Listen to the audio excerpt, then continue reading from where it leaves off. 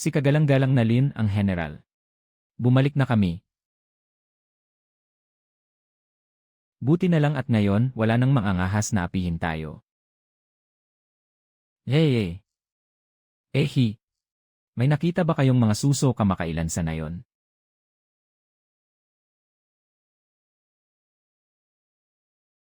Noong ilang araw lang, marami pa sila.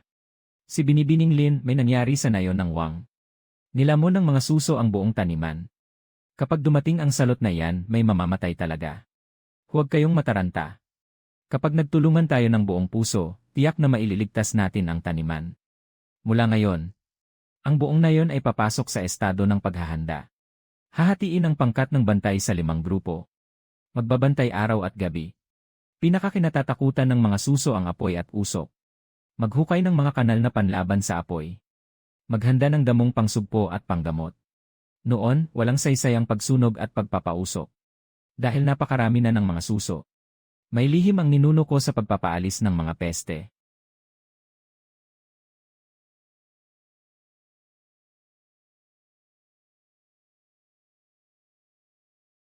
Umpisahan muna natin ang eksperimento sa kalahating ektarya sa kanluran. Ang halamang pinanggagalingan ng gamot ay mababa ang lason at kakaunti ang naiiwang bakas.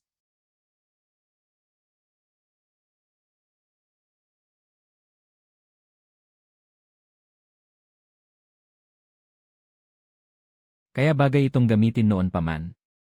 Naku, totoong napatay na sila. Si Binibining Lin ay parang buhay na diwata. Napakabuti niyan, ate. May pag-asa na tayo. Tara na. Itanim sa gilid ng pilapil at sa looban ng bakuran. Magsisibol sa loob ng 3 araw. Mamumulaklak sa loob ng kalahating buwan. Malulubog ng amoy ng pagpapaalis ng peste ang buong nayon. Hindi na lalapit ang mga suso. Mabuti, ngayon din tayo magtatanim. Ate, bakit ka pa nagtatanim ng napakaraming damong ito? Para mapaalis ang mga peste at magamit din bilang gamot. Pagkatapos ng salot ng mga suso, siguradong may lalaganap na sakit. Maaari ring tamaan ng salot ang mga kalapit na nayon. Makakapagbenta tayo ng gamot para iligtas ang mga tao. Ate, talaga bang iyon ang naisip mo? Bawasan ang mga suso. Pagandahin ang pagkain. Sabay ang 2 benepisyo. Masarap at malutong pa. Mas masarap pa kaysa baboy. Hahaha. General Lin. Lumaganap na sa buong hilagang kanluran ang salot ng mga suso. 10 ilang lalawigan ang tinamaan. Sa daan, puro bangkayang makikita, napakalungkot. Dumarami ang mga nayon sa paligid na humihingi ng tulong. Tutulungan natin silang lahat. Ibenta sa kanila sa halagang abot sa puhunan. Bukas, isasama ko ang pangkat ng bantay para magturo ng panlaban sa kalamidad sa mga karatig nayon. Ay! Si Binibining Lin ang General Xiao. Dumilim na sa silangan.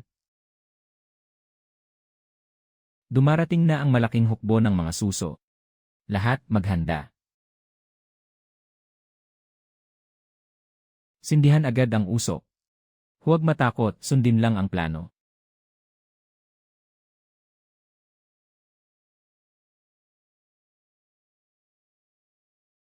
Lahat sumunod sa utos at sindihan ang apoy. Lakasan pa ang usok. Naku, talagang sumusugod na ang mga mapanganib na peste. Epektibo talaga. Kaya ng apoy at usok na harangan sila. Huwag munang magsaya ng maaga. Kumakapal pa ang usok habang numinipis. Dagdagan pa ang mga damong gamot. Handa na ang pangkat na pangbuga ng hamog. Pagtutok sa mga siwang sa hangin at sabay-sabay na bugahan ng pamatay. Pumagitna ang pangkat na panghuli ng mga suso at sumunod kayo sa akin. Hinding-hindi natin hahayaang makapasok ang mga pesting ito sa loob ng bahay. 8. Ubos na ang gamot laban sa mga suso. Ano na ang gagawin natin? Ulat, napuksa na ang usok sa hilagang kanluran. Maraming suso ang sumugod papunta rito. Sama kayo sa akin para maprotektahan ang palayan ng mais. Ang tao ay naroon, ang butil ay naroon. Ito na ang huling gamot. Mabilis, gumamit kayo ng mga sanga para paluin. Kung gaano karami ang maiiwas, iyon ang iwasan. Sunugin ang mga bukirin sa pamamagitan ng apoy. Gumawa ng palibot na apoy at igapos sila sa lupa hanggang mamatay sa pagkalason ng usok. Makinig kayong lahat sa utos. Agad na magbuo ng hanay na parang bilog na apoy. Pumunta ang dakilang baka para bilangin ang mga napinsala. Tignan natin kung ilan pa ang natitira sa ating mga ani. Ay! 4 na bahagi ng 5 bahagi ng mga bahay sa harap ng Lin ay nailigtas. Walang nasira kahit kaunti sa taniman ng mga gamot. Nanalo tayo. Puno ng mga takas at mga biktima ng sakuna ang buong daan sa timog. Malaki ang saklaw. Tinataya ko, bukas na bukas ay mararating na nila ang bungad ng ngayon. Hindi pwedeng nakatingin lang habang may namamatay. May bigas pa sa loob ng espasyo. Gawin natin itong kapalit ng paggawa. Binibining Lin, General Xiao. May ilang libong tao ang dumating mula sa labas ng ngayon. Lahat ay papunta sa atin. Sige na nga. Bigyan mo sila ng makakain. Hindi na yata kaya ng anak ko. Magtatag ng lugar ng pansamantalang tirahan. Lahat ay pumila ayon sa tamang hanay. Ipagpalit ang paggawa kapalit ng pagkain. Bawat isa ay may paraan para mabuhay. Ang mga lalaki ay pumila at magparehistro ng kanilang personal na impormasyon. Sinumang mga sumingit o manggulo, agad na paalisin. Agad na paalisin. Dahan-dahan lang kayong uminom. May natitira pa sa palayok. Pagkatapos mong uminom, tandaan mong pumunta roon para magparehistro at kumuha ng trabaho. Salamat sa lahat ng mababait na taga-Gramang Kuhe. Hindi maganda ang lagay ni Binibining Lin. Ilang biktima ng sakuna ang biglang nilagnat ng mataas. Sumuka at nagtatae. Kaninang umaga pa sila nahihimatay. Lahat umatras. Takpan ng ilong at bibig. Ang pinakabinabahala ko ay baka dumating na ang salot.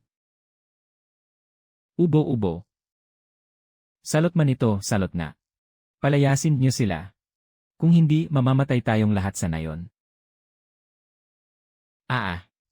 Sana noon pa lang, hindi na natin sila tinanggap at pinatira. Ngayon, dala na ng mga sakunang ito ang kapahamakan sa Gramang Kuhe. Bilisan niyo at magdala ng palakol. Hindi pwedeng hayaang manatili sa nayon ang mga salot na ito. Huminto kayo. Sino ang mga ngahas pang manggulo? Agad na paalisin sa Gramang Kuhe. Ang sakit na dala ni Binibining Lin ay nakakahawa. Hindi pwedeng manatili siya rito. Magagamot ang salot. Agad na isinara ni Xiao Jin ang lugar ng pansamantalang tirahan. Ayon sa plano, ilipat ang lahat ng may sakit sa bakanting bahay sa dulo ng kanlurang bahagi ng nayon para sa pag-ihiwalay. Opo. Makinig kayong lahat sa utos. Isama ang mga may sakit. Sumunod kayo sa akin.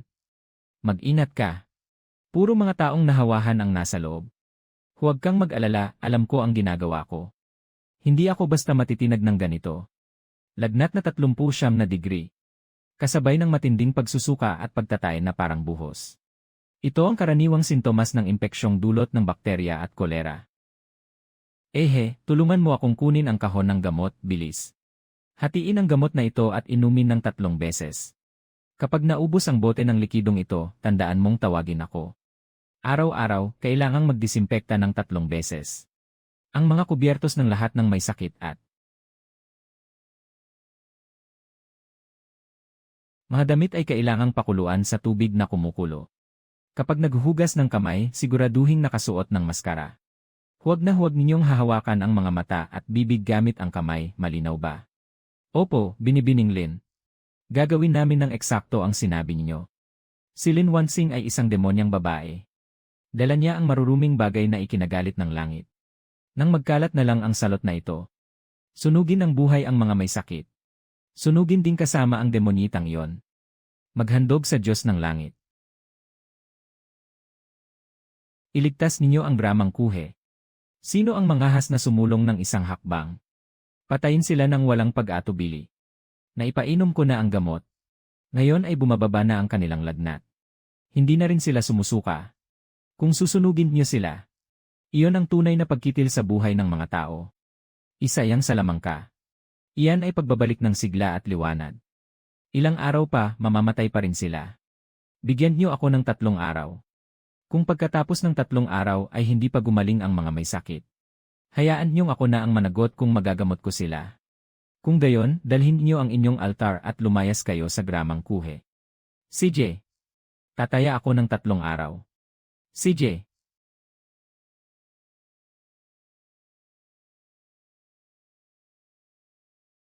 Tataya ako ng 3 araw. Hindi ito mahikang pambihira. Karaniwang panggagamot lang ito. Basta tama ang gamot sa sakit. Hindi nakakatakot ang salot. Binibining Lin, pakiramdam ko may lakas na ako. Salamat, Binibining Lin. Iniligtas ninyo ang aming mga buhay. Si Binibining Lin ay parang buhay na bodhisattva. Noon, talagang bulag lang ang mga mata namin. Mula ngayon, pagtuunan niyo ng pansin ang kalinisan. Madalas na paghuhugas ng kamay at pag-inom ng pinakuluang tubig. Makakaiwas iyan sa malaking bahagi ng mga sakit. Binibining Lin, pakisuyo, iligtas niyo ang aming nayon. Napakarami nang namamatay. Basta magagamot ninyo ang salot. Magkano ang kailangan ng hukuman? Handa akong magbigay kamahalan. Hindi na kailangan ang ginto. Magpapadala ako ng panggagamot na pangkat para tumulong. Ngunit kailangan niyong mahigpit na sundin ang aking paraan ng pag-iwas sa salot. Malaking problema ang kinaharap ni Binibining Lin. Nagpadala ang hukuman ng tagapag-impok sa sakuna mula sa Hilagang Kanluran. Pero ang mga butil sa kalagitnaan ng daan ay kinumpiska ng iba. Siya ay si Ginoong Wang, ang tagapangasiwa ng Hilagang Kanluran. Siya ay tiyuhin ng ikatlong prinsipe. Mukhang gusto nilang putulin ang ating daan tungo sa buhay. Kung gayon, kailangang harapin natin ang Ginoong Wang na ito. 3 araw nang walang butil sa Li Family Village. Kahapon, 3 matatanda ang namatay sa gutom. At 2 bata. May kumakain na ng luwad na banal na mula sa guanyin. Pero hindi mailabas. Nabubuhay na lang sa matinding pagdurusa. Ang kapatid ko, kinain nila. Ang asong opisyal na si Wang Huaian. Ngayon na agad ako magdadala ng mga kawal sa mansyon ng Zhou. Babasagin ko ang kanyang ulo. Bawal. Kapag pilit na lumusob, para lang kayong nag-alerto sa ahas sa damuhan. Si Wang Huaian ay tiyuhin ng ikatlong prinsipe. Ibinenta ni Wang Huaian ang butil na tulong sa sakuna kay Zhang Wankai. Tapos ibinenta niya ulit ng 10 ulit ang presyo sa mga nasalanta. Kailangan nating makakuha ng matibay na ebidensya. Para isang bagsakan siyang mapabagsak. Kilala ko si Zhang Wankai.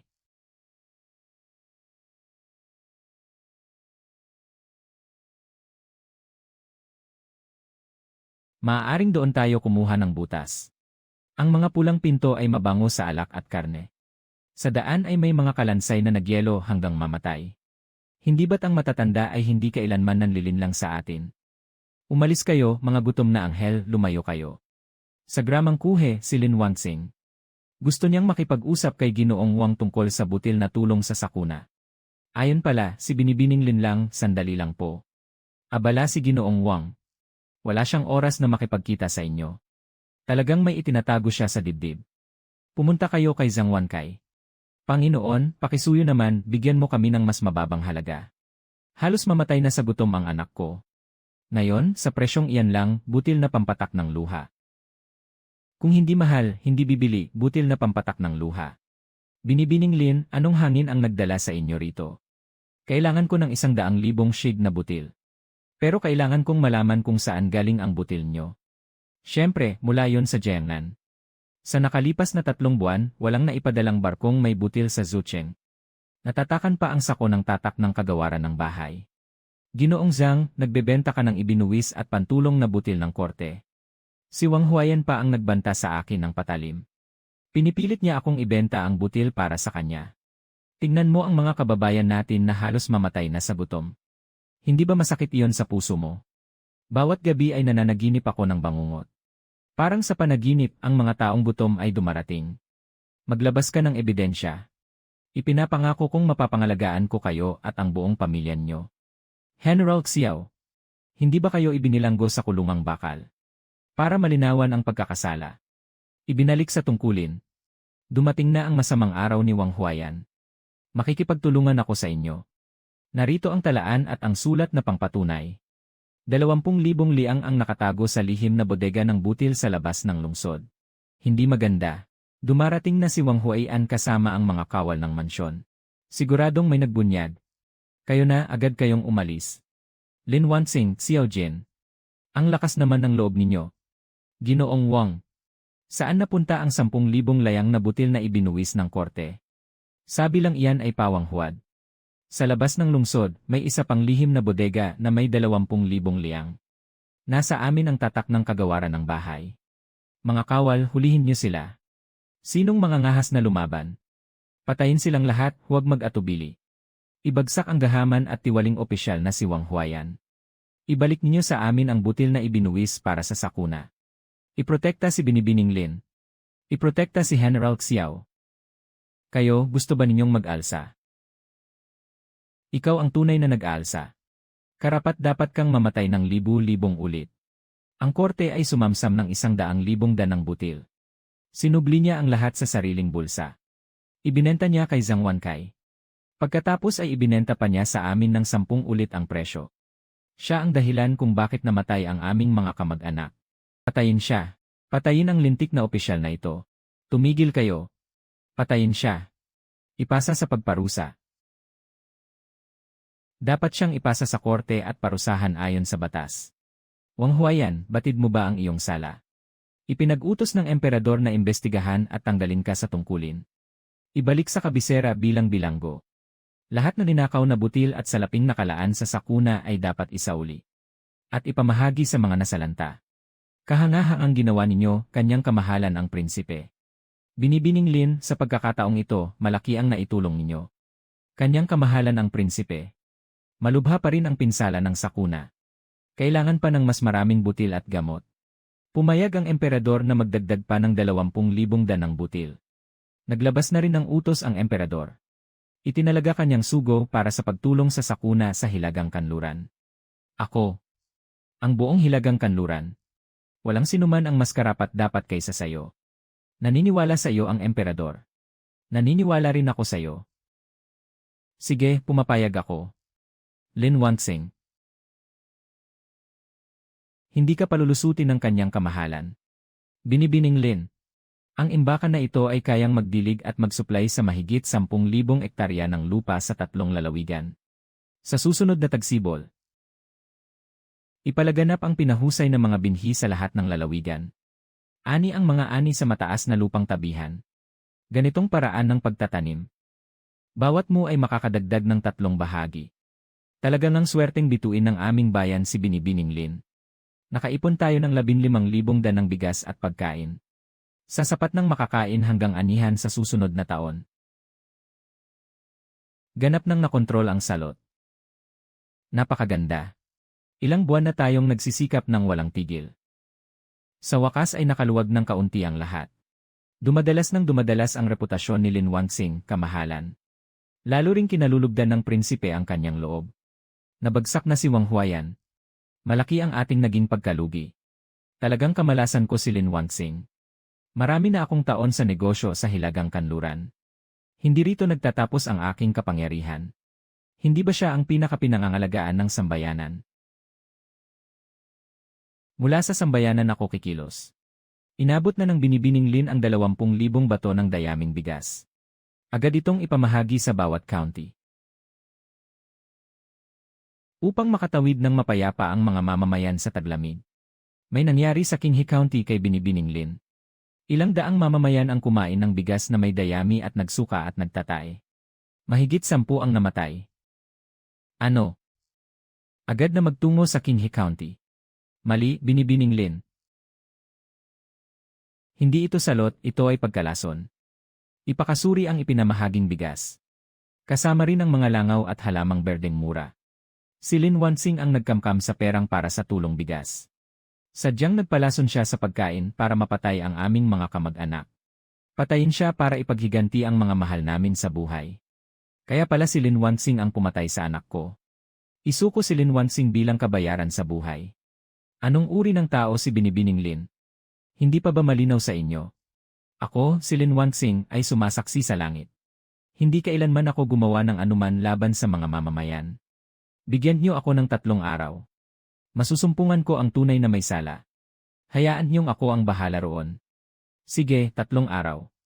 Kung wala pa ring lumabas pagkatapos ng 3 araw.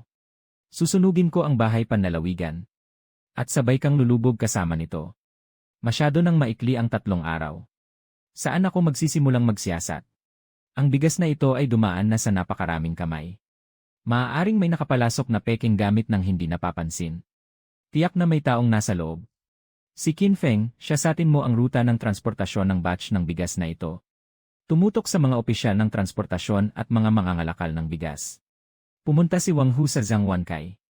Tanungin mo kung may bumili ka makailan ng maramihan. Nang nabubulok na bigas at mga binhing may lason. Maliwanag ba?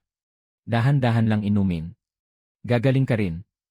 Kung totoong nalason siya, paano pa siya magkakaganyang lumaban para iligtas ang isang tao? Ay! Tama. Napag-alamang ang namamahala sa transportasyon ay si Wang Liang, pinsan ni Li Chen. Sa himpilan ng Koreo, may ilang dosenang karitong kabayo na nagpalit ng mga sako ng bigas. Natunton din ang natitirang lasong bigas. Nakabili ang misteryosong tao ng 10,000 yen. Nang nabubulok na bigas at mga binhing may lason, ay ang katiwala ng sambahayan ni Li Chen. Nahanap ko na ang mamimili. Maaari itong gawing patotoo. Li Chen, ngayon tingnan natin kung paano ka pa makakaila. Ang lasong bigas ay ipinag-utos ni Li Chen sa pamamagitan ni Wang Liang. Para sa aking balangkas, hindi ko inalintana kung mabuhay o mamatay ang mga mamamayan. Naipasa na kay kamahalan ang lahat ng ebidensya. Parurusahan ng mabigat ng kanyang kamahalan ang taksil na si Li Chen. Si Li Chen ang nag-utos sa akin na magpalit ng bigas. At magpakalat ng mga chismis. Kaya pala si Prinsipe Li Chen ang may gawa nito. Sobrang kasuklam-suklam. Patawad po, Binibining Lin. Nagkamali kami ng akala sa'yo. Walang dapat ipagpaumanhin ang lahat. Ang mahalaga ay ligtas tayong lahat. Kaunting hinanakit lang ito sa akin, hindi pa nga ito masasabing anuman. Binibining Lin, General Xiao. Patalastas mula sa hangganan. Sinalakay ng 100,000 hukbo ng Beidi. Nasira ang 3 lungsod at Moob. Nakipagsabuatan si Li Chen sa Beidi at nabuksan ang mga tarangkahan ng lungsod. Agad natipunin ang lahat ng hukbo. Sumugod kayo sa pasong yan, men. Sasama ako sa'yo. May paraan akong harapin ang mga kawal ng Beidi. Ay! Muli na namang sumugod ang hukbo ng Beidi. Darating na ang mga tagapagligtas ni General Xiao. Ay! Dumating na si General Xiao na may hukbong pangtulong.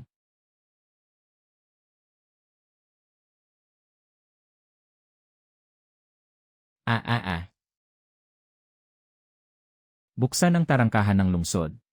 Xiao Jin. Hindi ko akalaing buhay ka pa. Yelu Hong, ngayong araw ay tiyak na hindi ka makakatakas ng buhay. Hahaha, may 100,000 hukbo ako. Kayo ay 5 lamang na libo. Tapakan ng pasong yan, men. Diretso sa kabiserang lungsod. Hanay. Binibining Lin, sasama kami sa inyo upang patayin ang Beidi. Magkaisa at magtulungan. Tiyak na mapapalayas natin sila sa ating lupain. Patayin.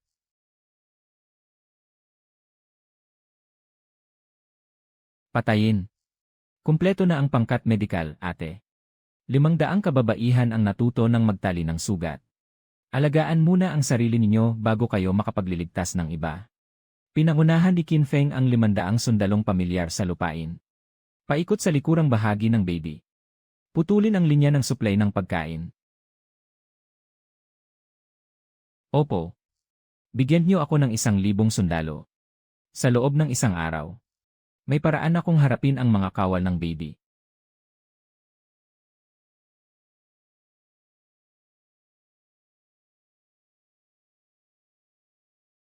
Anong paraan?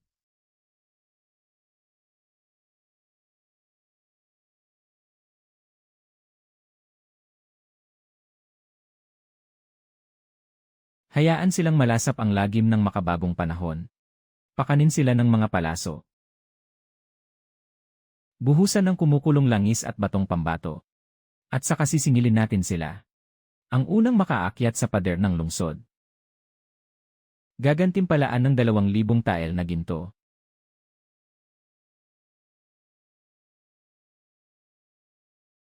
Huwag kayong mainip, panoorin niyo ako. Nagagalit ang langit, tumakbo na kayo. Ano ito?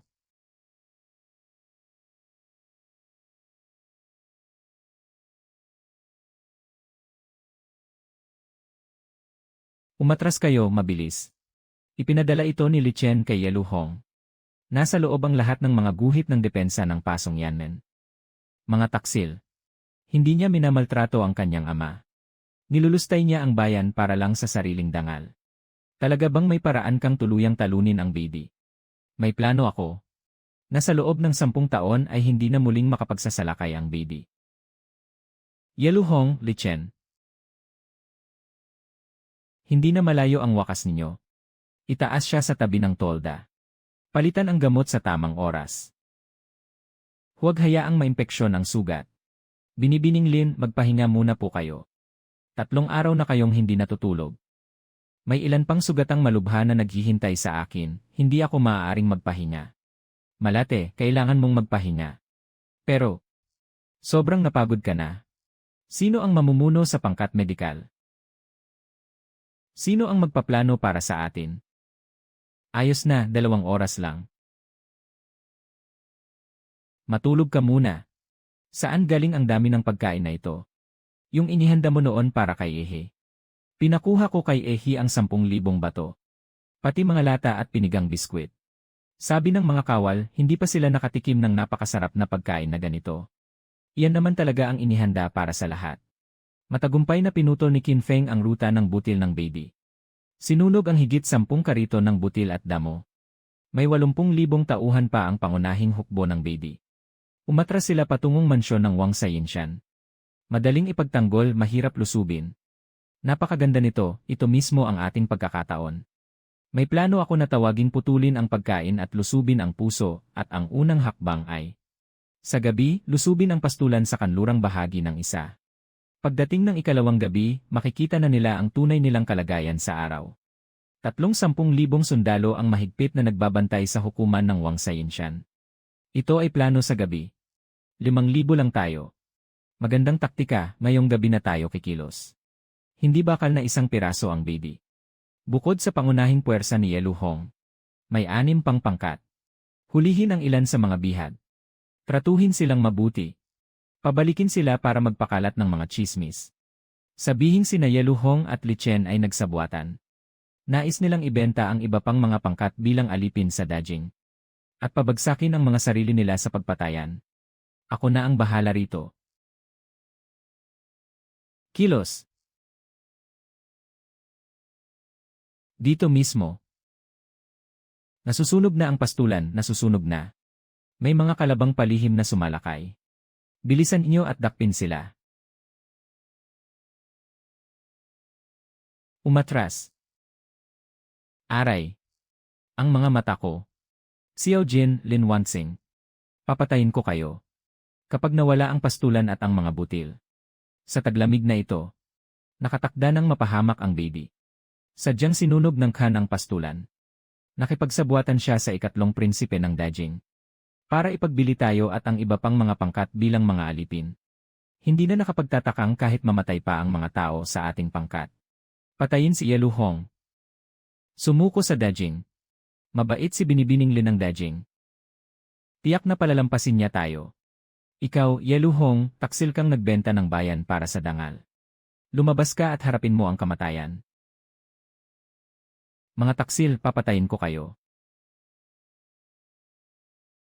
Ay! General Xiao, handa kaming sumuko. Patawad po, huwag po ninyo kaming patayin. Lahat, tumigil kayo. You! Ha!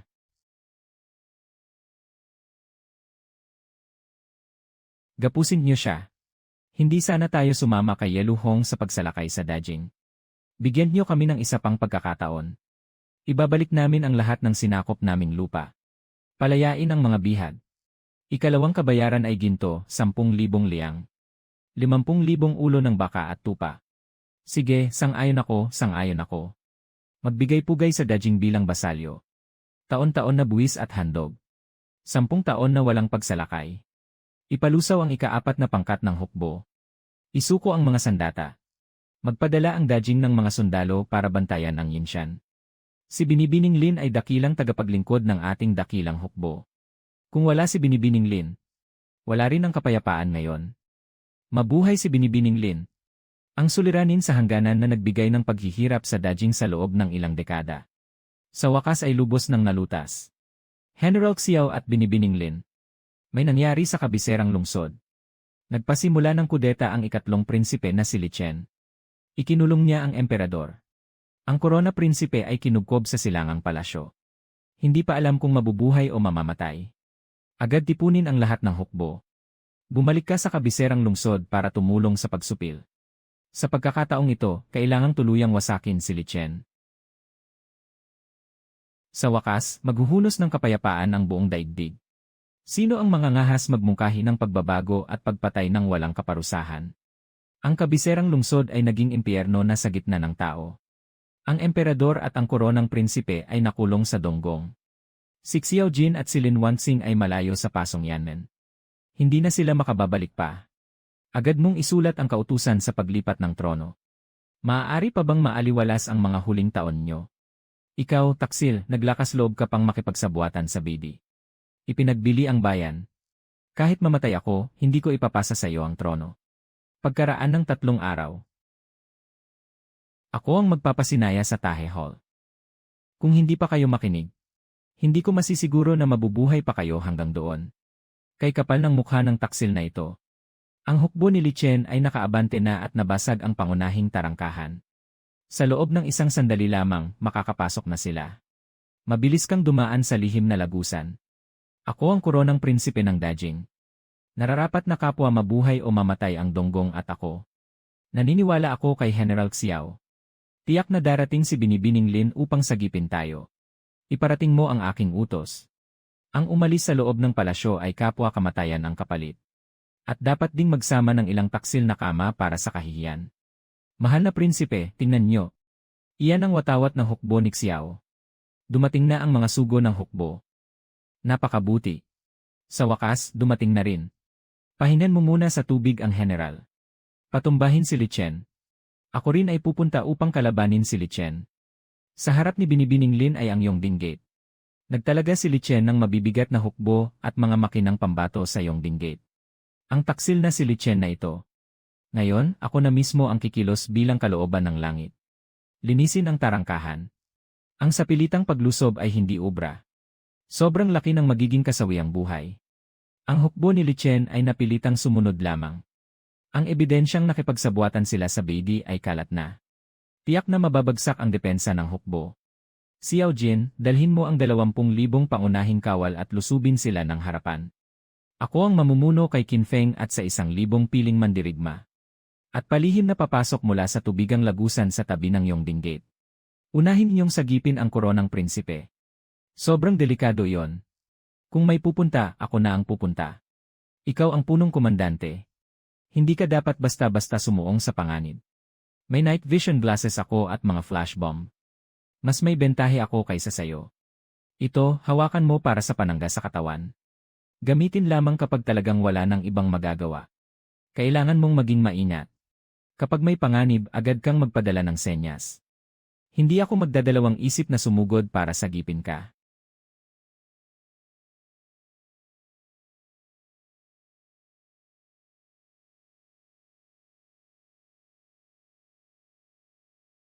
Hintayin mo akong makabalik.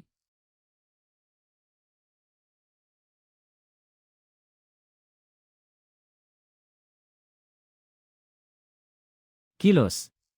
Dali, pumunta sa Donggong. Ay. Ay. Sumugod at iligtas ang koronang prinsipe. Dumating na ang sugo ng hukbo, dumating na. Mahal na koronang prinsipe. Narito kami upang iligtas ka. Lin Wanxing. Mahal na prinsipe, sumama kayo sa amin. Tugma ang loob at labas. Wasakin ang kabiserang lungsod.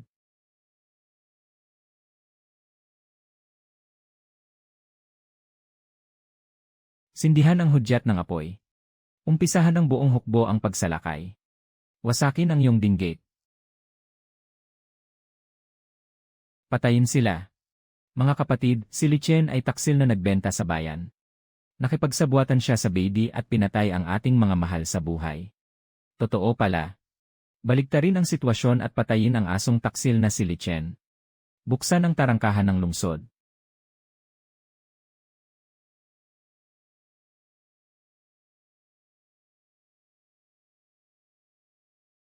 Salubungin si General Xiao.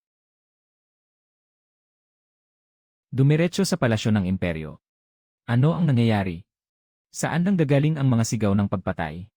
Dinala rito si Lin Wanxing ni General Xiao. Bumagsak na ang Yongding Gate. Nasira na ang silangang palasyo. Nailigtas na ang prinsipe. Impossible ito, impossible ito. Kamahalan, nakapasok na sa women ang hukbong Hilaga Kanluran. Bumagsak na rin ang bantay imperial. Kahit mamatay ako, dapat may madamay ding ilang kasama. Sa palasyo ng pagpapahupa ng puso. Papatayin ko ang matandang iyon at ang prinsipe. Li Chen, napalibutan ka na. Ibitaw ang mga sandata at sumuko. Huwag kayong lalapit. Kapag lumapit pa kayo, papatayin ko siya. Bitawan mo ang aking ama. Ibitaw ang mga sandata. Lumuhod ka sa harapan ko at sumuko. Mapapatawad ko kayong hindi mamatay. Kung hindi, papatayin ko ang matandang ito. At sabay kayong malilipol.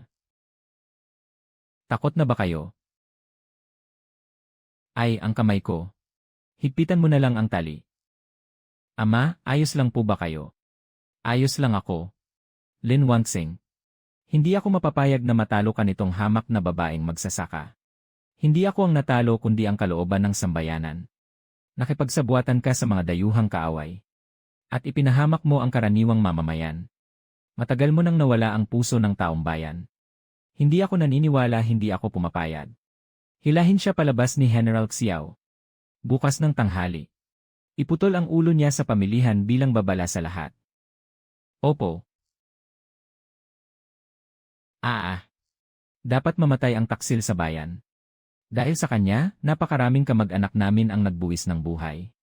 Binibining Lin, anuman ang nais mong gantimpala, sabihin mo lamang. Kamahalan, nais ko lamang ang kanluran Hilaga. At ipagpatuloy ang pamumuno sa mga magsasaka sa pagsasaka. At sa pagtatayo ng ating bayan. Naway ang lahat ng mamamayan ay mabusog at makapagsuot ng mainit na damit. Upang hindi na sila muling magdusa sa gutom at sigwa ng digmaan. Hahaha. Isang kahangahangang dalagang may malasakit sa sambayanan. Ginagawang prinsesa ng tiyakan. 3,000 sambahayan sa kanyang sakop. Si Xiao Jin ay ginagawang duke ng pagpapatibay ng bayan. Tagapangalaga ng kanluran Hilaga. Katulong ng prinsesa ng tiyakan. Salamat po, kamahalan. Maraming salamat po, kamahalan. Naway maging maayos ang paglalakbay ni Binibining Lin. Naway maging maayos ang paglalakbay ni General Xiao. Maligayang pagbabalik sa kabisera. Wala nang digmaan mula ngayon. Maaari na tayong mamuhay ng payapa at matatag sa kanluran Hilaga. Magtatayo tayo sa kanluran Hilaga ng pinakamahusay na paaralan. Ng pinakamahusay na ospital. Para makapag-aral ang lahat ng bata. At magamot ang lahat ng may sakit. Gagawin nating paraiso sa lupa ang kanluran Hilaga. Isang bagong panahon ang unti-unti nang sumisibol. 6 na buwan na ang nakalipas. Ang Bramang Kuhe ay ganap ng nagbagong anyo. Nasa bahay na tayo. 8. General Xiao. Bumalik na kami. Binibining Lin, masagana na naman ang ani ng mais ngayong taon. Sa isang mu ay nakaani tayo ng 13 danang butil. Napakainam nito, naghirap kayong lahat. Ate, tingnan mo. Ito ang lupang itinira ko para sayo. Naipatayo na ang paaralan at ang pagamutan. Naayos na ang lahat ng panggagamiting pang-agrikultura. Maraming salamat sa lahat. Binibining Lin, napakarami na ang nagawa mo para sa amin. Nararapat lamang na may gawin din kami para sayo. Tingnan mo, ito ang bayang sabay-sabay nating pinangangalagaan. Ipinahahayag ko ang pagbubukas ng Qiangming na paaralan at ang formal na pagsisimula ng pampaawaing pagamutan. Mahusay, mahusay, mahusay. Mula sa araw na ito, ang buong Hilagang Kanluran ay sasalubong sa isang bagong panahon. Lahat ng mga bata, saan man kasarian, ay maaaring makapasok sa paaralan ng walang bayad. Lahat ng mamamayan, ang pagpapagamot ay sisingilin lamang ng halaga ng gastos. Ang mahihirap ay may libreng lunas. Mabuti ang sinabi ni Binibining Lin. Magiging pinakapayapa, pinakamasagana, at pinakamagandang puk sa buong bansa. Susunod kami kay Binibining Lin at kikilos. Ayos. Talagang kahanga-hanga si Mayordomang Anjing. Nasa kanya ang hilagang kanluran, kaya ano pa ba ang dapat ipangamba? Totoo. Lagi siyang nakakalikha ng himala. Lin Wansing, lumabas ka rito. Sa anong karapatan ka magpatayo ng paaralan at pagamutan sa lupaing sakop ko? May patunay ang opisyal na kasulatan ng pamahalaan sa lupaing ito, Ginoong Zhao. Kailan pa ito naging sakop mo? Ang pagtatayo ng paaralan at pagamutan ay utos ng korte. Personal na inilabas ng kanyang kamahalan ang kautusan. Nangahas ka bang suwayin at lapastanganin ang atas ng hari? Kahit ang emperador ay hindi maaaring basta agawin ang aking lupa. Ngayon din, dadalhin ko ang mga nangungupahan upang magpetisyon sa tanggapan ng lalawigan. Nangahas ka talaga. Ginoong Zhao. Ilan sa iyong mga lupain ang nakuha sa sapilitang pangangamkam? Alam mo iyan sa sarili mo. Kung isusumbong kita sa emperador, akala mo ano ang kahihinatnan mo? Ikaw, tinatakot mo ako. Magpakabait ka at lumayas ka agad. Kung hindi, mararanasan mo ang hirap ng kulungan. Hahaha, napakabuti naman. Itaboy ang asal hayop na ito. Padadalhan ni Xiao Cheng ng mga tauhan si Zhao Deqiang. Hindi niya ito palalampasin ng ganoon lang. CJ. Ang pagtatayo ni Lin Wansing ng paaralan ay para mapagpitagan ang yaman ng mga mamamayan. Mula ngayon, ang pagpasok sa paaralan at pagpapagamot ay sisingilin na ng napakataas. Gusto niyang ang lahat ng lupa ay mapasa kamay niya. At tayo ay gawing mga alipin niya. Totoo ba yan ano na ang gagawin? Kailangang tanungin si Binibining Lin. Binibining Lin, hindi sa hindi kami nagtitiwala sa iyo. Pero sobra nang nakakatakot ang mga bali-balita. Ay, sabi niya ng matatanda, sa mundong ito walang libreng tanghalian. Sasama ako at ipapakita sa inyo ang isang bagay. Ito ang patunay ng pantay na lupa. Ipinamamahagi ito ng libre sa mga magsasakang walang lupa. Walang buwis sa loob ng 5 taon. Lahat ng ani ay sa kanila mismo mapupunta. Totoo ba? Ang paaralan at ang pagamutan ay habambuhay na libre. Hindi nila kakayaning magpagamot ang mahihirap. Kami ang libre nilang magpapagamot. Binibining Lin, patawad. Kami ang nagkamali sa iyo. Mula ngayon, susundin ka namin. Binibining Lin. Dumating na po ang maharlikang sugo ng korte, General Xiao. Sugo. Malayo pa ngunit dumating na. Paumanhin at hindi namin agad kayo nasalubong. Wala nang maraming seremonya, ang tagapagtanggol ng bayan ng Jing'an ay hindi na kailangang maging magalang pa. Ako ay inutusan ng kanyang kamahalan upang igawad sa inyo ang parangal. Si Lin Wansing, ang gantimpalang gawa ay nagkamit ng perlas. Si Xiao Cheng, ang tagapagtanggol ng bayan, ay tapat at magiting kaya't kapuri-puri. Iginagawad ang 100,000 onsa ng ginto. 1,000 pirasong seda. At 10,000 munang mabubuting lupain. Kanyang kamahalan. Narinig ko, kamahalan, na nagtatayo kayo ng paaralang medikal. Ipapatupad ang sistemang pantay na pamamahagi ng lupa. Sobrang ikinagagalak. Kamahalan, inaasahan ko na maipagpatuloy niyo ang mga ito. At maipalaganap ang inyong karanasan sa buong bansa. Kamahalan, nagdala pa ako ng 100. Mga iskolar ng imperial na kolehiyo at 50 kawaksi ng hukbong medikal. Manatili kayo rito at tulungan niyo sila. Pangako ko, hindi ko bibigin ang ipinagkatiwala ninyo sa akin, kamahalan. Simula pa lamang ito. Mahaba pa ang daraanan bago sumilang ang isang maunlad na panahon. Isang panahong walang digmaan. Walang taggutom. At pantay-pantay ang lahat. Ang masaganang panahong mapayapa ay kumakaway na sa atin. Dumating na ang tamang panahon.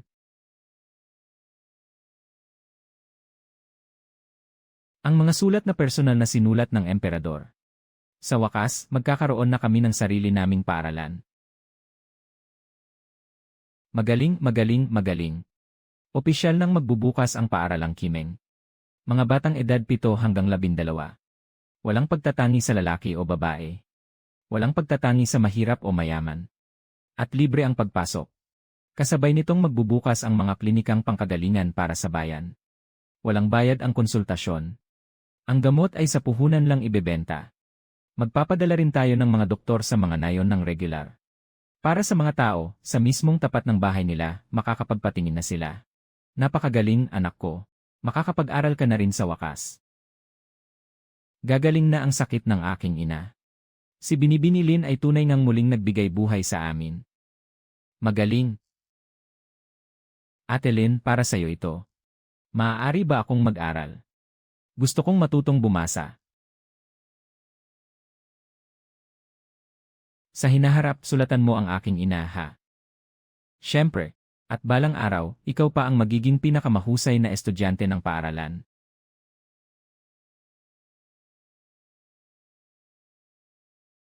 Nakakatuwang makita ka. Dapat talagang magsikap akong mag-aral. Tunay ngang mababait at magiliw ang mga dakilang manggagamot ng klinikang ito. Hindi na lang kami nagtatrabaho sa gamot, mura pa. Malaking ginhawa yan para sa aming mga tagalalawigan. Matanda na kami, mabagal na ang katawan. Bigyan niyo ako ng ilang dosis at inumin sa tamang oras. Mag-ingat sa lamig. Maraming salamat, dakilang manggagamot. Sa dami ng doktor na nakita ko, wala ni isa ang nakaayos sa sakit ko.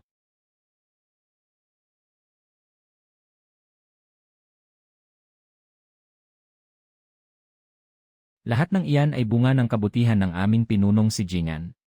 Mga Ginoo, huwag kayong mabahala. Kailangang iwasan muna ang kahalumigmigan at balat pa ng bawang ng ilang araw bago umepekto. Nakikita po ba ninyo, matanda? Nakikita ko na. Sa wakas, nakita ko na ang aking apo. Kayo ay mga buhay na bodhisattva. Mabilis po kayong tumayo. Ito ang nararapat naming gawin. Dati, lagi kong iniisip na ang pagpapagamot ay para lang umangat sa ranggo at magpayaman. Ngayon ko lang lubos na naunawaan. Ang tunay na puso ng manggagamot ay ang ilayo ang sambayanan sa sakit at pagdurusa. Sa hinaharap, pakiusap, turuan pa niyo ang mga lokal na manggagamot. Bawat nayon ay magkakaroon ng sariling doktor. At saka lamang tunay na mapapawi ang hirap sa pagpapagamot. Huwag kayong mag-alala, pinunong bayan. Gagawin namin ang buong makakaya namin. Naiinis na talaga ako. Talagang kahanga-hanga si Lin Wangxing. Naitayo niya nga ang paaralang medikal. Tila lalo pang namamayagpag si Lin Wangxing. Kahit pilitin pa, hindi siya matibag. Nakikita niyang pinagkakamalan niya ang aming mga lupain.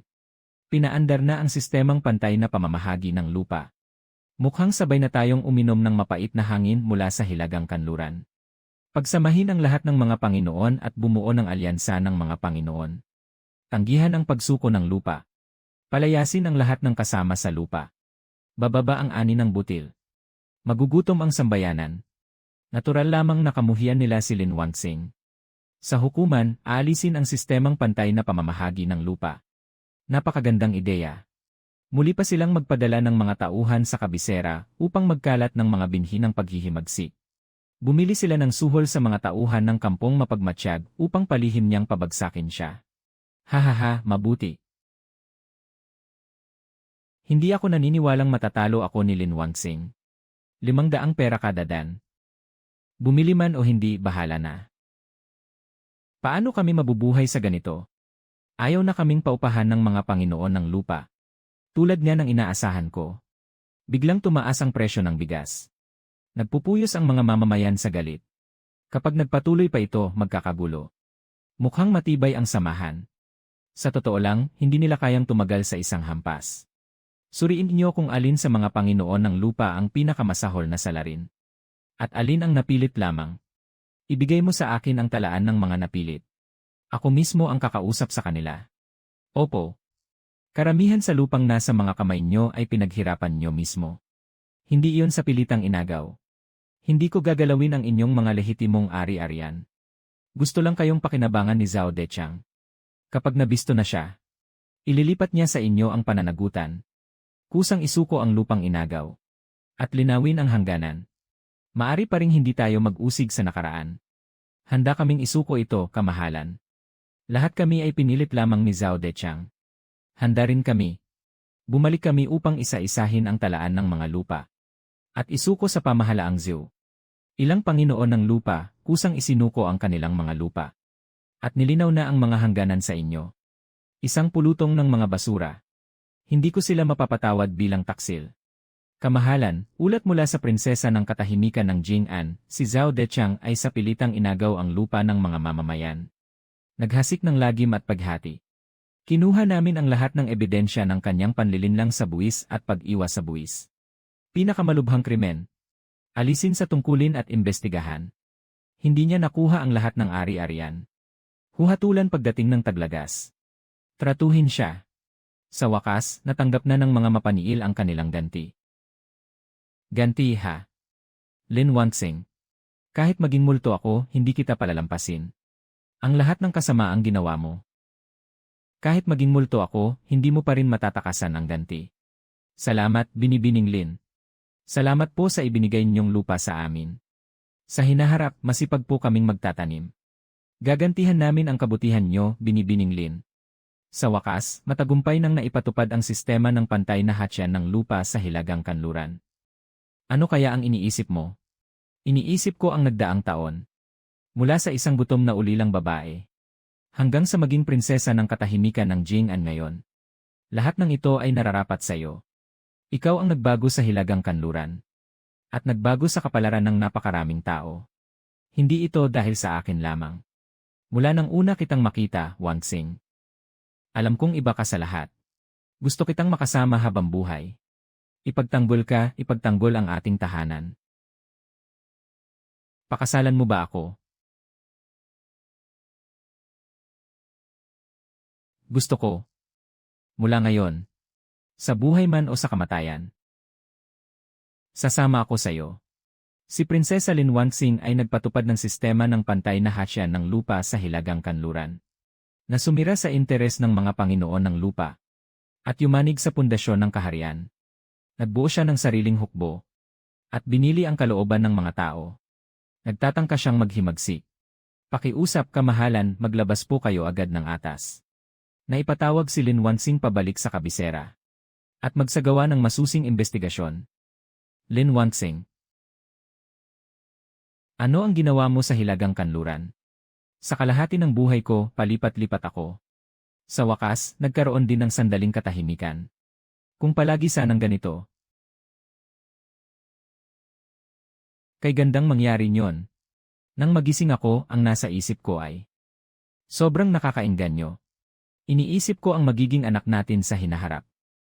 Mas mabuti pang maging katulad ko ng kaunti. Pinakamainam kung magiging matalino at mabait na tulad mo. At tulad ko rin na kayang protektahan ka. Binibining Lin, General Xiao. Malaking problema ito. Dumating ang mga tauhan ng hukuman. Ang hukbong bantay ng palasyo ang personal na nanguna sa mga tauhan. Sinabi nilang may atas mula sa kanyang kamahalan. Agad kayong sumama sa kanya pabalik sa kabisera. 500 mismo ng hukbong bantay ng palasyo. Napalibutan na nila ang nayon, ni tubig ay hindi na makadaloy. Anong kautusan ng emperador? Ano ba talaga ang pakay nila? Ang mga mapagkunwaring opisyal na yon. Sa huli, ayaw pa rin nila akong palampasin. Makatakas man, hindi rin makalalayo. Si Jin Xiu, ang Panginoon ng Ning'an, at si Xiao Jin, ang Duke ng Estado, ay tumanggap ng atas. Sa nayon. Sa ngalan ng langit. Kautusan ng emperador. Ang Panginoon ng Ning'an at ang Duke ng Estado. Agad kayong sumama sa amin pabalik sa kabisera.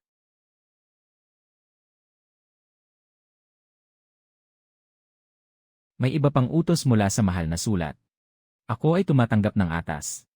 Ako ay sumusunod sa atas. Panginoon ng lungsod at General. May mahalagang bagay na nais ipag-usapan ng kanyang kamahalan. Handa na ang karwahe. Mangyaring agad nang umalis. Binibining Lin, hindi ka pwedeng umalis. Tiyak na patibong ito para saktan ka. Sama-sama tayong pumunta sa kabisera. Walang mangangahas gumalaw sa kahit isang hibla ng iyong buhok. Kahit lumaban pa tayo sa kanya hanggang kamatayan. Maraming salamat sa inyo. Pero gusto ko lang sanang makita ang kanyang kamahalan. At makipag-usap tungkol sa mga usaping pambansa. Babalik din ako agad. Huwag magulo ang loob ng lahat. Sa'yo ko ipinaubaya ang lahat dito. Tandaan mo, ipagpatuloy ang pagpapatakbo ng paaralan. Kapatid, siguraduhin mong makabalik ka ng ligtas. Hinihintay ka ni Ehe. Wang Hu Qinfeng. Manatili kayo rito at bantayang mabuti ang nayon. Kung may magtangkang manggulo, huwag kayong mag-atubili. Makakatiyak ang General. Sumumpa kaming ipagtatanggol ang dramang kuhe hanggang kamatayan. Babalik ako, tiyak iyon. Bawat pulgada ng lupa rito. Gagawin kong punong-puno ng pag-asa. Tignan mo, ang babaeng iyon si Lin Wanxing. Narinig kong nag-alsa raw siya. Tiyak na nagmatigas siya sa pagbuo ng hukbo sa hilagang kanluran. Kaya siya ipinasunggab pabalik ng kanyang kamahalan. Lumalakas pa ang bibig sa harap ng iba. Pabayaan niyong magsalita sila. Ang mahalaga, kung nagtitiwala sa akin ang General Xiao, ay sapat na yon. Hindi kailangang magalit dahil sa walang saysay na salita. Panginoon ng lungsod at General. Naghihintay na po kayo sa loob ng matagal, mangyaring dumaan na kayo. Lin Wanxing, huwag kang matakot. Nandito ako. Tara na. Ang dapat harapin, haharapin. Ako si Lin Wanxing. Nagpupugay po ako sa inyo, kanyang kamahalan. Mabuhay ang emperador, mabuhay magpakailanman. Nagpupugay po ako sa inyo, General Xiao. Tumayo ka, Wang Qing. Ang sinabi mo kanina. Ulitin mo iyon ng harapan sa kanila.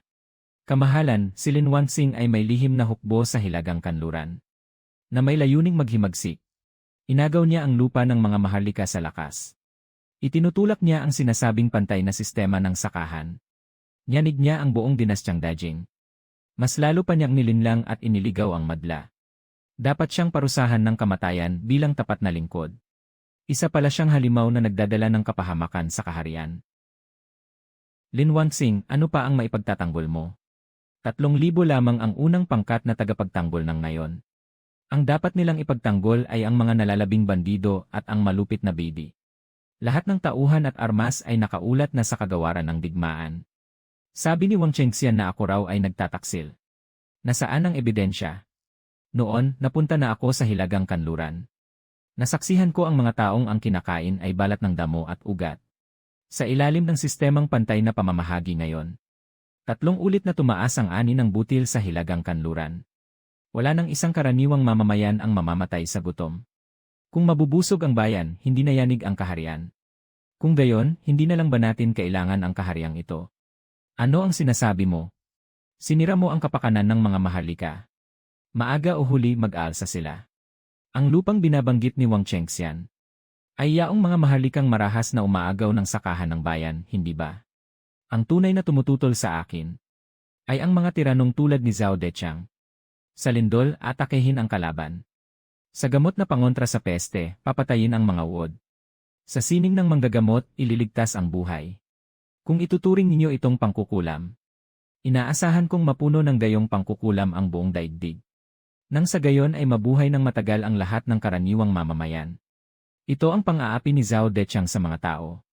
Ito ang lahat ng patunay na nakapagdudulot ng kapahamakan sa buhay ng mga magsasaka. Kamahalan, mangyaring malinawan nyo. Kung may isa mang salitang huwad, handang mamatay si Wanxing upang humingi ng kapatawaran.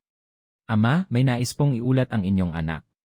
Pakiusapan po ninyo ang ama at tingnan ang liham na ito ng mga tao. Ito ang lagda ng 100,000 mamamayan sa hilagang kanluran. Nilagdaan nilang magkakasama ang kanilang mga kamay. Hinihiling nila sa ama na huwag silang hatulan ng mali. Upang iligtas ang inosenteng si Lin, nagtiis ng hirap at sakit. Nakita ng sariling mga mata ng inyong anak. Ang pasasalamat ng mga tao sa hilagang kanluran kay Lin Wanxing ay lubhang taos puso. Talagang nakaantig ito sa puso. At napakalinaw ng kanilang damdamin. Wang Chong, ano pa ang maipagtatanggol mo? Bilang punong ministro, naglakas loob ka pang siraan ang tapat na lingkod para lamang sa sariling pagnanasa. Nilinlang mo ang emperador at nilabag ang batas. Mga tauhan, agad niyong tanggalin si Wang Chong sa tungkulin. Ihagis siya sa kulungang bakal at litisin ng mahigpit. Lahat ng mga dakilang ministro na lumahok sa sabayang pagtuligsa ay paparusahan ng isang taong pagkakatapon. Bilang babalang aral. Kamahalan, pagbigyan niyo ang aking buhay. Ako po ay buong puso lamang na naglilingkod sa kaharian. Kamahalan, maawa po kayo sa akin.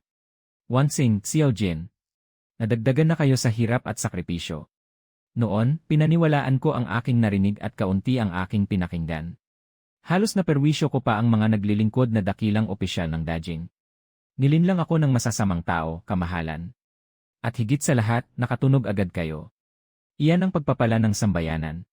Hindi ako nangangahas na umangkin ng ganyang papuri. Ang mabuting batang may malalim na pagkamakabayan.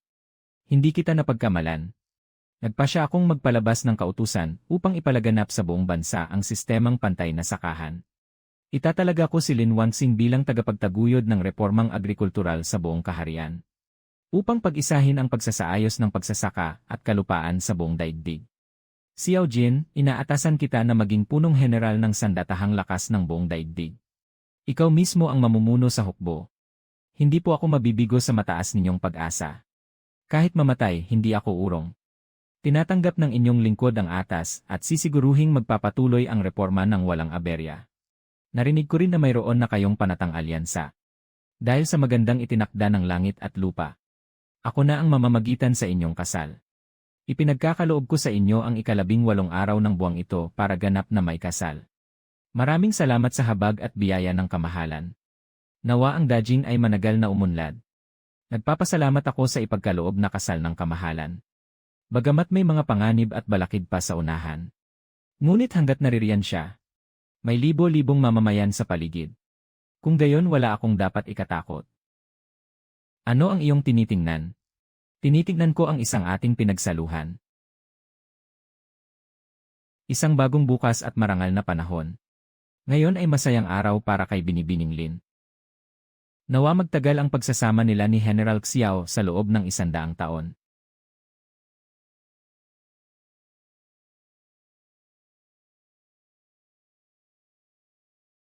Ha ha ha. Sa wakas ay narating din ng aming nayon ang araw na ito. Ate, napakaganda mo ngayon.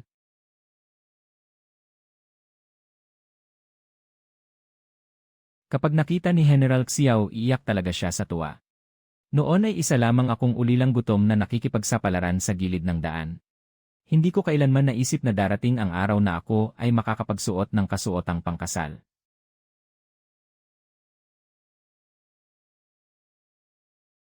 Ah. Dumating na ang magandang oras at ang bagong Ginoo.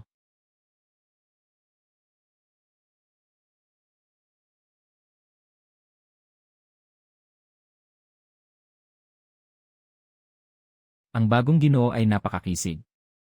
Bituin. Sumunod ka sa akin.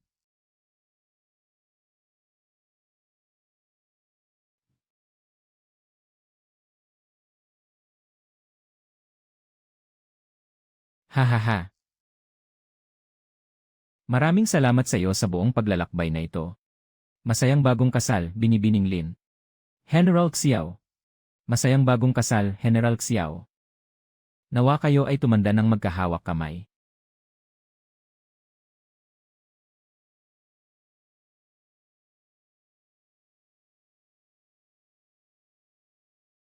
At manatiling isang puso. Nais ko sanang ako mismo ang dumating. Ngunit abala ang mga usaping pang-estado. Kaya ipinadala ko ang aking sarili upang pamunuan ang kasal. Sa utos ng langit at kapalaran. Nagpahayag ang emperador. Na si Tiahing An ay matalino at mabait. At si Tsun Gong ng estado ay tapat at walang katulad ang tapang. Kaya iginawad ang kasal sa kanila ngayong araw upang ganap na magkatuluyan. Gawaran ng 100,000 layang na ginto. At 10,000 piraso ng borda. At 1,000 munang mabubuting lupain. 1,000 munang lupang sakahan at ipatupad sa buong kaharian sa loob ng 1 taon. Umaasa akong mula ngayon ang dalawa ay magkaisa ang puso at magkaisa ang dangal. Upang pagpalain ang karaniwang mamamayan. Ito ang aking kaloob. Nagpapasalamat ako sa kamahalan. Lumuhod at sambahin ang langit at lupa.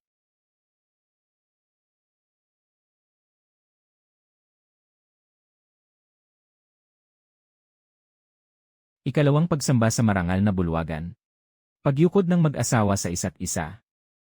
At ipasok sa silid ng kasal.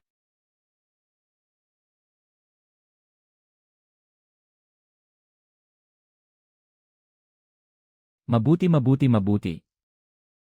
Bituin.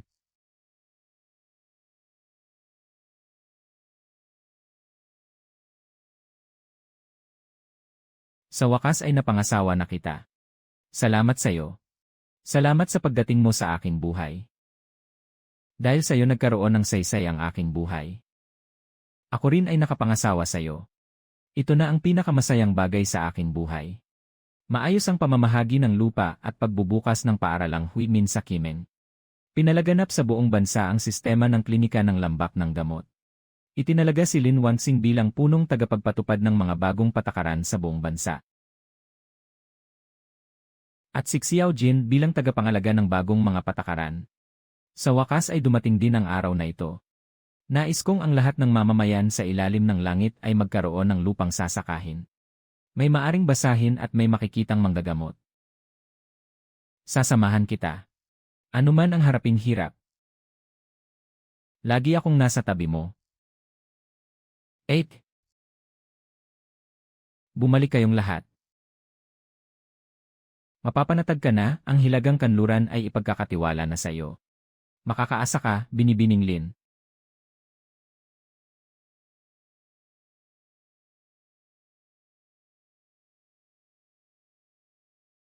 Babantayan kong mabuti kayo. Sina Zhu Huayan at Liu Fugi ay nagkakutsabahan. Nagpapakalat sila ng chismis na ang bagong mga patakaran ay agawin ang lupain ng mga mamamayan. Pinaalis nila ang mga opisyal na ipinadala ng korte. At may ilan pang nasugatan. Dapat ba tayong magdala ng hukbo at agad lusubin ang tanggapan ng county? At dakpin sila. Kung gagamit tayo ng dahas, baka magdulot ito ng matinding takot sa buong gitnang kapatagan.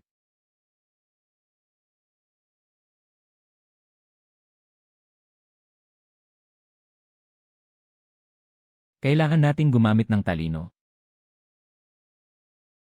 Bakit naging ganito kalungkot at tigang ang Qinghe County? Paano ito lubusang naiba sa hilagang kanluran? Matanda na. Bakit pawang nag-aalala at mukhang puno ng dalamhati ang mga tao rito? Hindi ba mabuting bagay ang bagong patakaran? Mga panloloko lang naman ang ginagawa ng mga ginang. Sabi ni Ginoong Zhu, agawin daw ng bagong patakaran ang aming lupain. Ilang araw na ang nakaraan, may ilang taga-nayon na nagsabi ng ilang mabubuting salita. Agad na nabali ang binti ng tauhan ni Liu Fugi. Ibinato sila sa kabundukan para pakainin ang mga lobo. Kampihan nila ang mga opisyal. Dito ay kanila ang langit at lupa. Hindi ba pinapansin ng hukuman? Sino ba kayong dalawa? Ano ang ginagawa ninyong mga nakakatakot dito? Kung hindi kayo alis, babaliin ko ang mga binti nyo. Kami ang mga tumakas sa taggutom. Gusto lang naming bumili ng pagkain. Sige na, aalis na kami. Ginang, ito ay mula sa silid-aklatan ng mansyon ng pamilyang Liu. Kumpleto ang mga ebidensya. Para makilos si Qin Feng ayon sa plano. Mga kababayan, ako si Lin Wanxing, ang prinsesang nakatalaga sa Jing'an. Si Zhu Huayan at Liu Fugi ay sapilitang sumamsam ng lupain ng mga tao. Ito ang ebidensya nila. Bukas sabay tayong pupunta sa pamahalaang panlalawigan. Ipatulungan silang maparusahan ng ayon sa batas. Lalabanan ko sila hanggang dulo. Sumama ka kay Binibining Lin. Ano ang balak ninyo? Nangahas pa kayong kubkubin ang himpilan ng county. Gusto ba ninyong mag-alsa?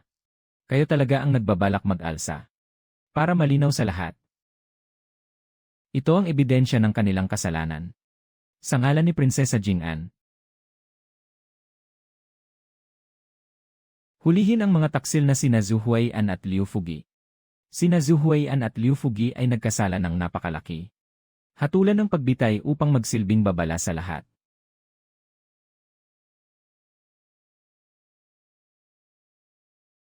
Hatiin ang lupa at magtayo ng paaralan. General Xiao, mabilis kang pumunta sa kabiserang lungsod agad. Ang mga tagapagtanggol at ang mga kaalyadong hukbo ay magkasabay na aksyon. Kailangan nating agad bumalik sa kabisera. Hindi balay kahit bundok ng espada o dagat ng apoy. Sasama ako sa iyo at patataubin sila. Huwag mo nang banggitin ang apat na salitang iyon. Mas lalo itong mabigat kaysa noong nakaraan. Ito ang katahimikan bago sumiklab ang bagyo. Sa loob ng kalahating buwan, lahat ng ulat laban sa bagong patakaran ay inihain na. Sinasabi nilang inangkin mo ang buong kapangyarihan. Na ikaw ang ikalawang Wangmeng ng dakilang Jiang. Puro mga imbento lang.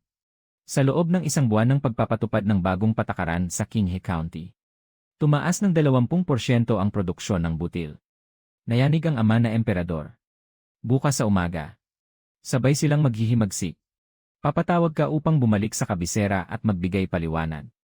Bukas sa umaga, ako mismo ang makikipagtalo sa kanila. May inihain silang ulat. Mayroon tayong mga totoong ebidensya. Sasamahan kita roon. Isugal na natin ang buhay na ito. Hindi ko hahayaang saktan kanila. Ako ang tagapagmana ng trono. Kailangang manindigan ako sa panig ng mga tao. Bukas, sama-sama tayong lalaban sa kanila. Maghain ng petisyon. Kapag walang isyu, magpahinga sa hukuman. Hinihiling ng aking lingkod sa inyong kamahalan na agad magpalabas ng utos na pawalang bisa ang bagong patakaran. Si Lin Wanxing ay tanggalin sa tungkulin at imbestigahan. Sasang-ayon po ang inyong lingkod. Ang sistemang pantay na lupain ay sa pilitang lumalapastangan sa lupang minana ng mga angkan. Sa madaling panahon ay magdudulot ito ng pag-aalsa ng bayan. Si Lin Wanxing, sa katauhan ng isang babae, ay namamahala sa pamahalaan. Ito ay tanda ng napakalubhang katiwalian at pansariling interes. Masamang palatandaan. Lin Wanxing. May sasabihin ka ba? Iniulat ni Wang Ye at ng mga mararangal na Ginoo na ang bagong patakaran ay nagdulot ng kapahamakan sa estado at paghihirap sa mga tao. Hindi nangangahas ang aking anak na babae na basta sumang-ayon. Sa 3 lalawigan ng Hilagang Kanluran, 1 taon nang ipinatutupad ang bagong patakaran. Tumaas ng 3 ulit ang produksyon ng pagkain. Bumaba ng 70% ang mga lumikas na mamamayan. Mga totoong numero ang lahat ng ito. May tatak ng lokal na pamahalaan ang mga ulat na ito. Patunay ang mga selyo at lagda ng mga tao. Sinabi mo na peke at gawa-gawa lang ang lahat ng datos. Halos mapahamak na kayo ng mga Ginoo dahil sa inyo. Kamahalan ang Prinsipe Ning. Aling mga burador po ang tinutukoy inyo? Gaya ba ni Zhao Deqiang at Zhu Huayan na mga bulok na opisyal? Mga opisyal na sumusunod sa batas at alituntunin. Wala akong ginalaw sa kanilang ari-arian ni isang piraso. Pinapasok sa bulwagan si Wang Yufu na kinatawan ng mga negosyante. 12 mangangalakal mula Jiangnan ang kumatawan sa karaniwang tao. Makaawa po ang kamahalan at ipagpatuloy ang bagong mga patakaran. Kapag naipatupad ang bagong mga patakaran, maibabalik sa mga magsasaka ang lupa. Hindi na agawin pa ang mga paninda ng mga karabanang pangkalakalan. Biglang umangat ang kabuhayan ng mga magsasaka. Kamahalan, malaki ang ani sa Henan ngayong taon. Bawat tahanan ay may sapat na pagkain at balahibo ng tupa na. Kamahalan, nagbukas na ang paaralan sa Shandong. Sa wakas, makakapag-aral na ang anak ko. Kamahalan, iniligtas ng klinika sa Shanxi ang buhay ng aking ina. Nabili na kayo ni Lin Wanxing. Hindi dapat labagin ang mga kaugalian ng mga ninuno. Ano ba ang mga kaugalian ng mga ninuno? Ang mga kaugalian ng mga ninuno ay para sa ikabubuti ng bayan at sa katatagan ng dinastyang Dajing. Hindi para apihin ng mga Ginoo ang mga karaniwang tao. Kung hindi mapapakain ng mga kaugalian ng mga ninuno ang mga tao. Kung ganyan, itapon na rin ang mga ganyang kaugalian. Tama ang sinabi ni Lin Wanxing. 30 taon na akong naghahari. Nakakita na ako ng napakaraming taggutom. Palagi ko nang nais na mabuhay ng maayos ang mga tao. Kumikinang ang mga mata ng mga tao. Ang 12 tomo ng Aklat ng Bayan. Mas nakakahikayat pa ito kaysa anumang kautusan. Kay Lin Wanxing nakita ko ang pag-asa ng dakilang Dajing. Mula sa araw na ito, sino pa ang mga ngahas sumalungat sa bagong mga patakaran? Ayos din lang na maging kaaway ng buong sambayanan. Ayos din lang na maging kaaway ko. Prinsipe Ning, may edad ka na. Mula sa araw na ito, hindi mo na kailangang dumalo pa sa hukuman. Umuwi ka na at magpahinga ng ilang taon. Kamahalan, aaminin ko ang aking kasalanan. Ginagawang dakilang prinsesang tagapagtanggol ng bansa si Lin Wanxing. Kahati sa ranggo ng mahalikang pamilya. Pangungunahan ang buong bansa sa mga bagong patakaran. Ginagawang punong general ng hukbong katihan si Xiaojin. Si Prinsipe Li Hong ang mamamagitan sa ngalan ng prinsesa. Mabuhay ang kamahalan. Ang paraan ng pamamahala ng walang hanggang kapayapaan. Salamat po, kamahalan, mabuhay kayo ng matagal pa. 4 na ulit tumaas ang produksyon ng pagkain. Nadagdagan ng 20% ang populasyon. 3 ulit tumaas ang kita ng pambansang kaban. Nagpakita ang buong bansa. Isang tanawing punong-puno ng sigla at kasaganaan. Kamahalan, dakila kayo. 10,000 taon para sa Dajing. Wangsing, tingnan mo. Ito ang masaganang panahon na sama-sama nating nilikha. Ito ang ating masaganang panahon. At ng buong sambayanan na rin. Ang batang lalaki ay tinatawag na Xiaoan. Ang batang babae ay tinatawag na Xiaoning. Naway maging payapa at ligtas ang mundong ito magpakailanman. Hahaha. Malawak ang hangganan at maluwang ang lupain. Masagana ang kabuhayan. Ang sambayanan ay namumuhay ng payapa at masaya. Ito ang maunlad at maringal na panahon ng ating dakilang Dajing. Ipinapasa ko ang atas ng kamahalan. Kailangang maisakatuparan ang mga patakarang itinakda ng dakilang prinsesa tagapagtanggol ng bansa. Matanda, sa tingin mo ba sulit pa ang buhay naming ito? Makita kang tinitingnan ito ng magkasama. Lalong gumaganda ang bansa. Sulit na sulit ang buhay na ito.